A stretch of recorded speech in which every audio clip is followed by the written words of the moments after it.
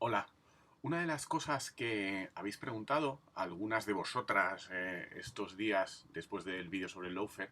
es qué se puede hacer en un sistema normal y en concreto en España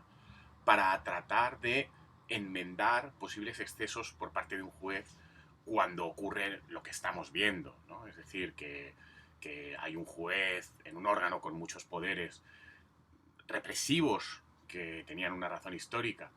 y que ahora se despliegan sobre otros asuntos, como es la Audiencia Nacional, ¿no? En este caso el juez García Castellón, que ve terrorismo y aplica las medidas que procesalmente puede aplicar para casos de terrorismo, sobre todo pensando en que si algo está calificado como tal, esto puede tener consecuencias respecto de la ley de amnistía,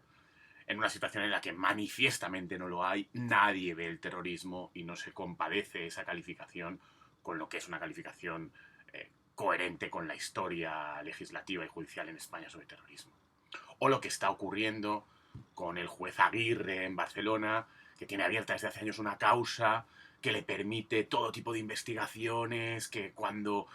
finalmente sepamos todo lo que ha visto, pues pasará como ocurrió ya con la famosa causa previa al proceso que tenía abierto un juez de Barcelona que había estado años investigando, grabando, con escuchas. Pues este juez Aguirre tiene desde hace años abierta una causa en la que considera que hay indicios suficientes para entender que hay una trama rusa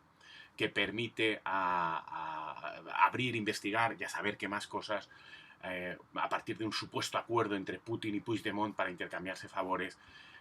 para poder controlar militarmente Ucrania y ayudar militarmente a una rebelión armada en España con colaboración rusa, incluso del ejército ruso, de milicianos próximos al ejército ruso. ¿Qué se puede hacer frente a esto? Pues, en primer lugar, hay unos controles por parte de órganos superiores a los que en vía de recurso se les puede pedir que rectifiquen las decisiones manifiestamente contrarias a derecho de los órganos inferiores. El problema de esto es que, aunque en ocasiones se hace, el alcance es muy limitado si tienes al juez de abajo empeñado en, tras las posibles rectificaciones que te hagan, que suelen ser pocas, porque es normal que las salas superiores tampoco se metan mucho en una labor de investigación que ellos no ven directamente y no conocen directamente, salvo que sea una gran barbaridad lo que se esté haciendo. Entonces las correcciones que se hacen, y a veces se hacen, no son muchas, pero además se pueden luego soslayar si tú pues dices, bueno, pues voy a seguir haciendo caso formalmente a estas correcciones, pero sigo por otra vía, o muy parecida, o digo, no, es que ahora he encontrado más indicios. Es una especie de labor de tejer y destejer que si tienes a un juez de abajo muy empeñado, la verdad es que el efecto de que te den capones desde arriba tampoco es tanto. Lo estamos viendo, de hecho. Esa es una primera vía de control y no hay más, en realidad. Salvo que en situaciones excepcionales entendemos que la cosa es tan escandalosa como para que esto pueda dar lugar a algún tipo de medida disciplinaria por parte del Consejo General del Poder Judicial, que es algo muy excepcional, o sobre todo si entiendes que está habiendo un ejercicio desviado de la función jurisdiccional, hay algunos tipos penales, se habla mucho de la prevaricación, o, por ejemplo,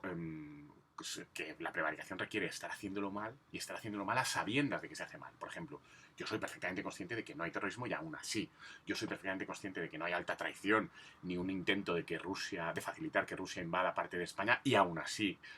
Pero esto es muy difícil de probar. Otra posibilidad es entender que se empiezan a vulnerar derechos fundamentales de algunas personas o, por ejemplo, de los abogados de una forma grave. Pero tanto la vía de la prevaricación como esta otra son extraordinariamente difíciles por muchas razones, porque es difícil probar esta intención, porque han de ser casos extraordinariamente escandalosos, y por el propio corporativismo judicial que existe, como en todos los gremios, también en el nuestro, pero que dificulta mucho esto. Hay muy pocos casos y muy pocos casos de relieve, pero es curioso saber que los casos que hay suelen también estar marcados ideológicamente, ¿no? El más conocido es el del juez Garzón, al que sí que se le acabó condenando porque en su instrucción, en una de sus instrucciones, se pasó varios pueblos respecto de las cosas que hizo una investigación prospectiva y además violando derechos de los abogados, porque esto tampoco se puede hacer, es decir, yo me pongo a ver qué hay. Y a Garzón sí que le condenaron. Pero curiosamente, en uno de los casos de Garzón, que también iba contra el mainstream, no en los que hacía lo mismo e iban a favor de mainstream. Esto es, ya digo, llamativo y nos da una idea de lo difícil que es. Y nos da también una idea de cómo es bastante improbable que en este caso concreto vayamos a ver este tipo de reacción. Porque aquí estos dos jueces, García Castellón y el juez Aguirre, están jugando en casa y a favor.